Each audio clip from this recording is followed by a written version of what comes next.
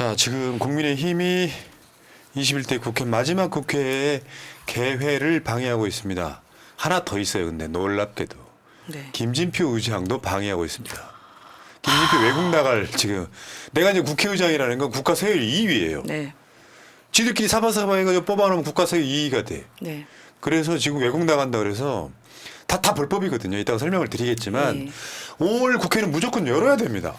근데 국민의힘이 이 핑계 저 핑계로 안 열고 싶은 거예요. 일단 매를 맞더라도 22대에서 맞고 싶은 거야.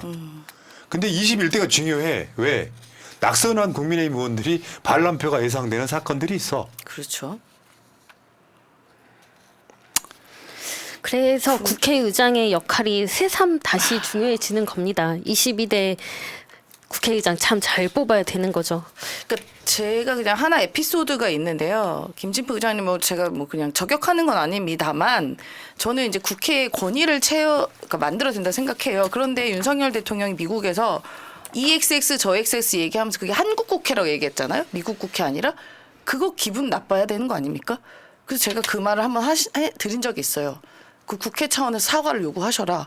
EXX 말 듣고 왜 가만히 계시냐라고 이렇게 좀 사적으로 만난 자리에서 요구를 말씀드린 적이 있는데 그때 해야 할 말이 있고 안 해야 할 말이 있다라는 반응이 돌아왔습니다. 그러니까 TMI이긴 한데 네.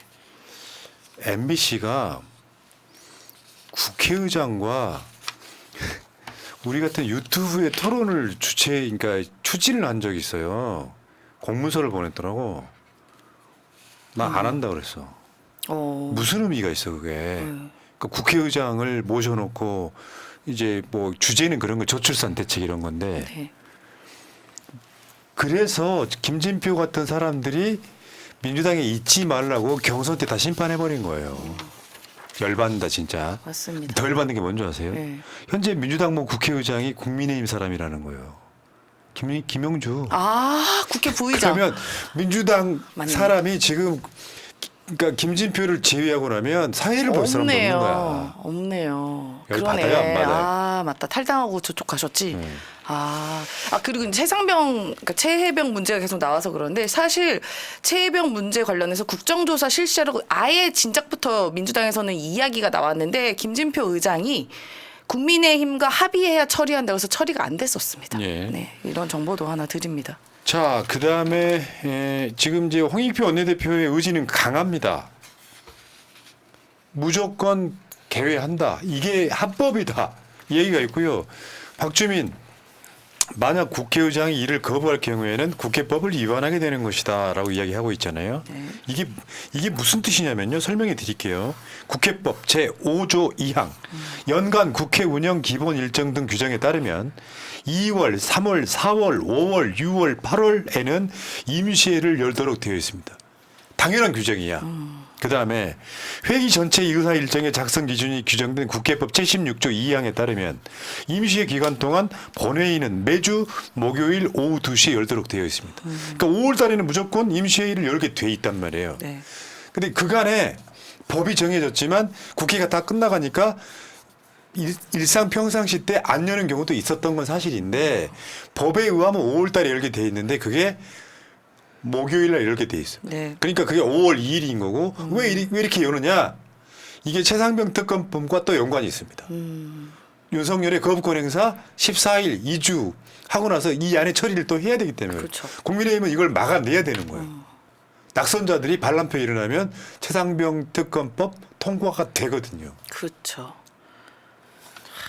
굉장히 중요한 건데 의장님께서 이렇게 무리하게 하시는 이유를 참 알기 어렵네요. 그리고 재표결이기 때문에 그 무기명 투표잖아요. 그래서 반드시 5월 2일에 처리를 해야 되는 게 맞죠. 네. 이건 재투표 아니에요. 이게 본회의 직회부된 거라서 일단 이건 과반만 넘으면 돼요. 네.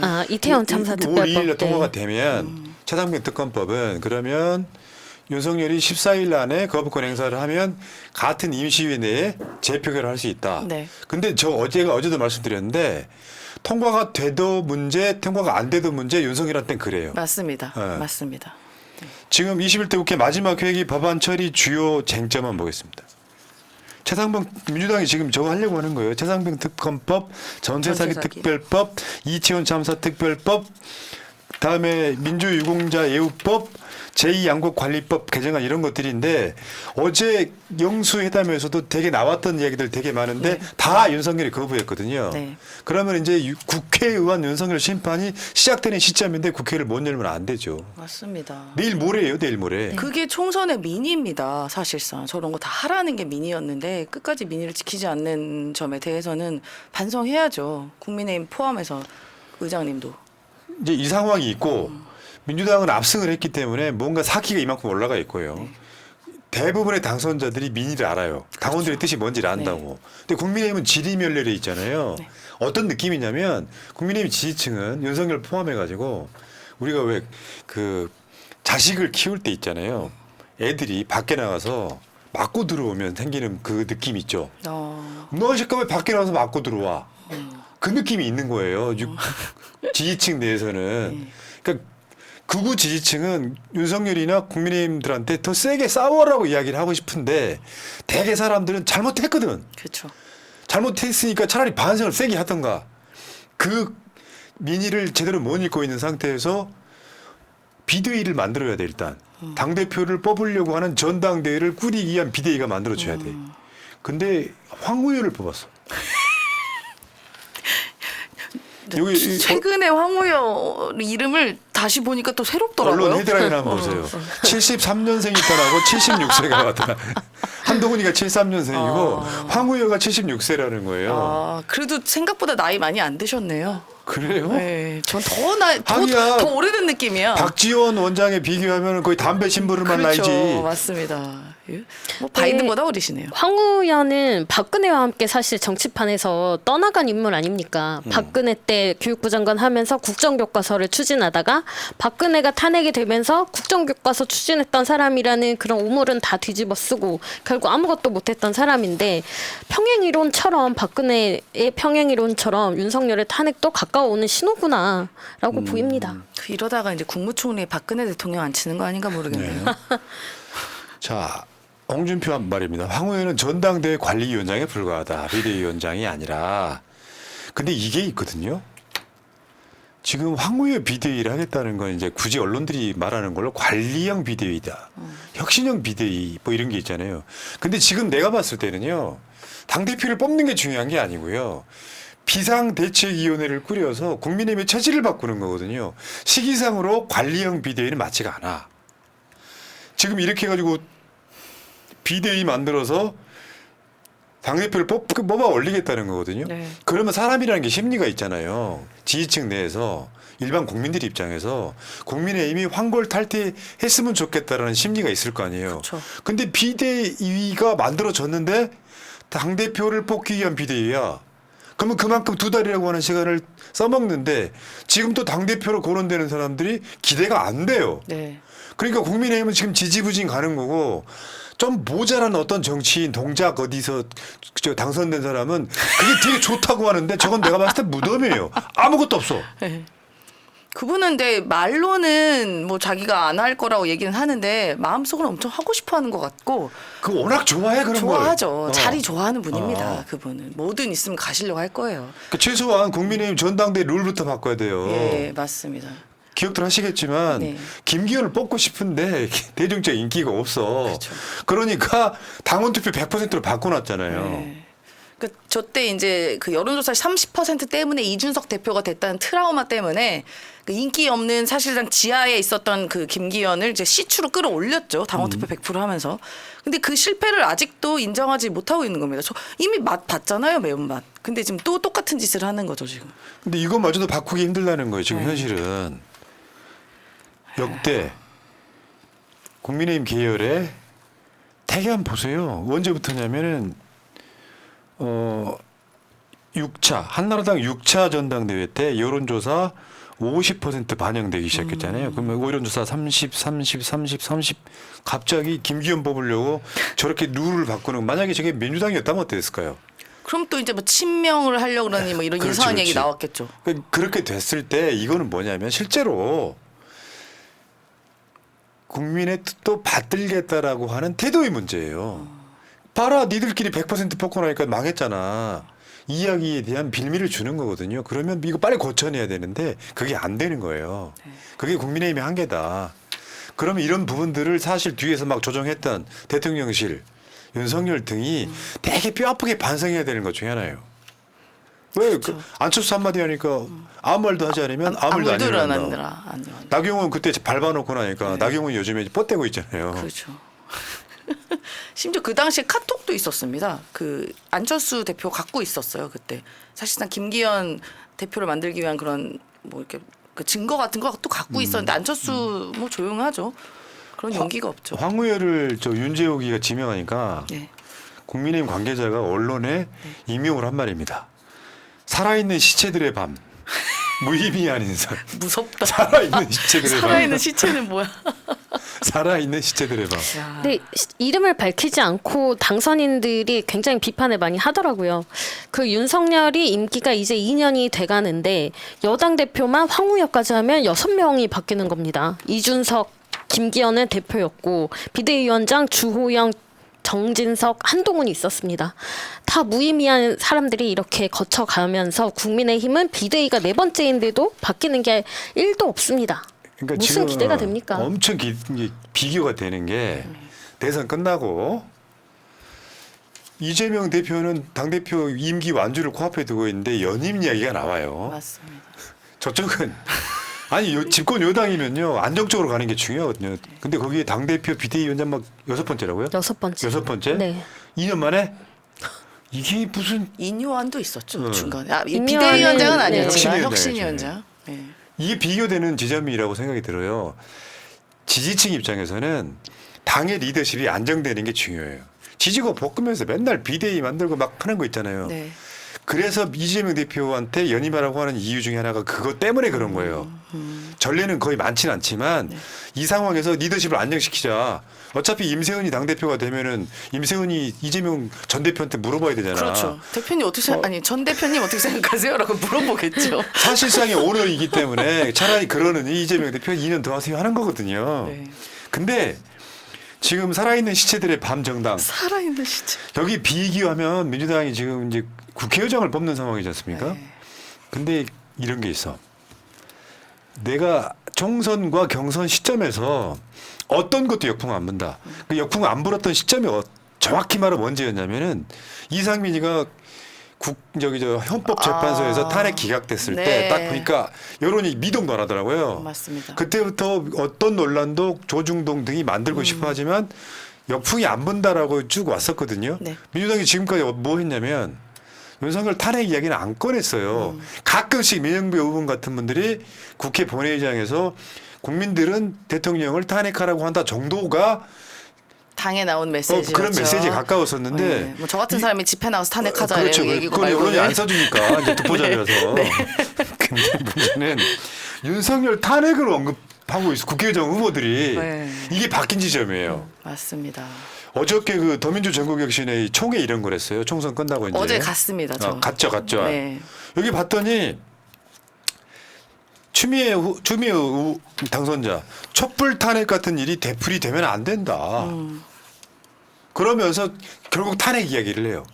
나는 민심 떠받들겠다 이야기를 합니다. 조정식 의원은 뭐라 그랬냐면 200명인 탄핵의 요건을 180명으로 내리겠다 이야기를 해요. 네, 어제 국회의장 후보들이 이렇게 이야기하고 있다고. 어제 재밌었습니다, 진짜. 이게 상존벽해잖아. 네. 뽕밭이 바다가 됐어. 아, 진짜로. 아, 진짜 탄핵의 티금만 꺼내도 역풍이니 중도 떠난다고 했었는데, 야, 국회의장님 후보들이 어제 쭉 나오셔서 그 더민주 혁신회의 그 분들 앞에서 서서 그 본인들이 연설을 기다리고 있는 모습 봤을 때 정말 가슴이 벅차 올랐습니다. 그러면서 탄핵 이야기를 하시더라고요. 그리고 탄핵 발언이 보도가 되더라도 이거에 대해서 시민들, 국민들이 아무런 그 거부감이 없는 상태가 아니 됐습니다. 그게 총선 지금. 민심이거든. 그렇죠. 야 저거 끌어내려. 무슨 방법이든 그 민심이기 때문에 그러니까 지금 제가 계속 주장하는 바는 차기 국회의장은 민심과 동기화를 시켜야 돼요. 맞습니다. 자기들끼리 정무적 감각으로 누가 되네 안 되는부터 시작해서 이건 너무 이르다 말다 이렇게 하면 안 되는 거예요. 그 조정식 의원님 같은 경우는 굉장히 좀 점잖고 말을 이렇게 세게 발언 안 하는 분으로 알고 있는데 어제 그런 얘기를 탄핵 막 얘기하셔서 저도 사실 좀 놀랐습니다. 예. 참 다 더민주 전국혁신회의가 31명 당선됐더만 네. 그 원외 조직이었거든요, 사실상. 맞아요. 그래서 뭐저 임세은 같은 사람들, 좀 센 사람들 다 들어가 있던 거야. 네. 거기에 엊그저께 나왔던 김우영, 지금 당 대표 정무조정실장이 처음에 대표였었고 네네. 거기 공동대표로 강의원이었었는데 네. 강의원만 빼고 다 당선된 느낌이야. 저도 안 돼서 소개까지 아니, 받았습니다. 컷오프 됐다고 얘기 소개까지 해주시더라고 또. 아니, 어쨌건 굳이. 간에. 근데 여기에 31명 당선됐어요. 네, 맞습니다. 그러니까 이게 말하자면 민주당 개혁파라고 보시면 되고 이분들만 개혁파가 있는 게 아니고 맨 선봉에 설 개혁파들이 31명이 당선된 거예요. 여기에 속해 있지는 않지만 나머지 숫자가 또 네. 어마어마하게 있는 거거든요. 예, 맞아요. 맞아요. 그래서 일단 저분들이 지금 당선돼가지고 국회에 들어갔을 때 선봉대 역할을 하겠구나. 그러니까 국회의장 후보들 쫙 오셔가지고 지금 네, 가운데가 강의원이고 네, 추미애, 우원식, 우원식, 정성호, 박찬대예요. 조정식 의원은 지금 카메라 안 보이는데 늦게 오셨어요, 조금 전에. 여기 와가지고 예. 지금 더민주 전국혁신회 분들한테 개혁성, 선명성을 선보이는 자리인 거예요. 그러니까 조정식 의원이 나는 국회의장이 되면 180석으로 탄핵 요구를 낮추겠습니다 해버리는 거예요. 진짜 깜짝 놀랐어. 깜짝 놀라요. 놀랬어. 아니, 추미애 대표님이 워낙 우리가 잘 아잖아 그 성정을. 근데 조정식 의원이 저 얘기하신 거 진짜 놀랐습니다. 네. 그리고 두 명의 당선자도 더민주 전국혁신회의예요. 김준혁, 양문석. 재밌었습니다. 네. 총선 때 막판까지 얼마나 마음고생했습니까. 네, 맞아요. 양문석 당선자가 한 말이 있어요. 나는 한 놈만 패. 조선일보 이야기하는 거예요. 그러니까 세 개의 악의 축을 얘기하더라고요. 어제 그 조선일보, 국민의힘, 윤석열 이렇게 이야기를 하더라고요. 어. 예. 그러면 이게 있어요. 예전에 처음처럼이면 철험회 숫자가 내가 기억하기에 20명이 안 됐던 걸로 현역 의원들. 민주당이 180석 가까운 숫자 중에 20석이 안 돼. 그러니까 네. 늘상 팔짱 끼고 있던 기득권이던 국회의원들이 네. 아유 저 사람들은 말로만 저러는 거야 뭐 이런 식으로 팔짱을 꼈단 말이에요. 네. 근데 철험회 같은 분들이 민주당에서 3분의 2가 된 거예요. 네. 근데 오히려 철험에는 의원이 되고 나서 꾸며진 조직인데 지금 이제 더민주 혁신회의에 당선되신 분들은 다 그러니까 말씀하신 것처럼 원내에 계셔서 그냥 개혁적으로 너무 답답하다 당이 180석으로 안 움직인다 해서 모인 조직들이에요. 그러니까 얼마나 한 분 한 분이 다 전투를 강하겠습니까? 근데 그 중에 31분이 물론 이 중에 뭐 단수공천 받은 분도 있지만 거의 다 경선에서 이겨가지고 됐습니다. 네. 그러니까 만약에 민주당 흐름이 분위기가 어떻게 바뀔 거냐면 철험회를 소수로 만들어놨던 그게 아니라 철험회처럼 된 분위기가 주류가 된 거예요. 맞아. 그럼 오히려 좀 비개혁적인 국회의원들이 눈치를 볼 수밖에 없는 거예요. 네. 이게 지금 저민주 전국혁신회의에 간 조정식 의원의 황골탈퇴 180석으로 탄핵 요건을 낮추겠다. 야, 진짜. 말로만 하시면 안 되고요. 네, 맞습니다. 네. 이미 다 이제 박제되어 있습니다, 영상에. 예. 자, 알겠습니다. 그래서 국민의힘은 지금 이제 살아있는 시체들의 밤 그리고 민주당은 지금 국회에 열리기만 해 이 느낌이잖아요. 네. 윤석열 살벌하겠다 진짜. 그러니까 이제 어제 한마디도 못 하잖아요. 그 진짜 이재명 대표 보고 약간 좀 쫀 느낌이 들었다고 해야 되나? 진짜 박살난 느낌이 전 정말 카메라 들었습니다. 돌아갈 때는 네. 한마디도 안 하고 있다가 네. 카메라가 꺼지니까 뭐 85%를 어우 씨. 아우 대표 귀 아프셨겠어. 그러니까요. 여기까지 1부 마치겠습니다. 여러분 감사하고 채널 구독 타임이에요. 왜 구독을 해야 되느냐? 그 중요성을 말씀드리겠습니다. 지금 100만 명에 몇 명 안 남았잖아요. 구독 좀 해주시면 좋을 것 같은 게 구독자 숫자가 갖는 의미 중에 하나가 새날은요. 어떤 어마어마한 이슈 속에 있었던 방송도 아니고 새날 관심 없던 사람들은 구독자가 100만 명이 가까워졌단 말이에요. 깜짝깜짝 놀랍니다. 다른 말로 무슨 클릭수를 유도하기 위한 무슨 MSG 방송도 아니고 정말 꾸준하게 이재명 대표하고 새날하고 유튜브 채널을 만든 생성일이 딱 4개월 차이예요. 2014년 4월 18일 이재명, 2014년 8월 18일 새날입니다. 그래서 거의 같이 성장을 해온 거예요. 예를 들면 이런 새날 채널이 100만 좀 만들어 주시는 건 그렇다고 해서 새날이 돈을 더 벌거나 이러는 건 절대 아니고 그냥 민주 진영의 승리의 상징성으로 새날을 100만을 꼭 만들어 주시기 바라겠습니다. 대표님은 이미 만들어 드렸잖아요. 또 나와. 재밌는 짤에서 구독 좀 부탁드리겠습니다.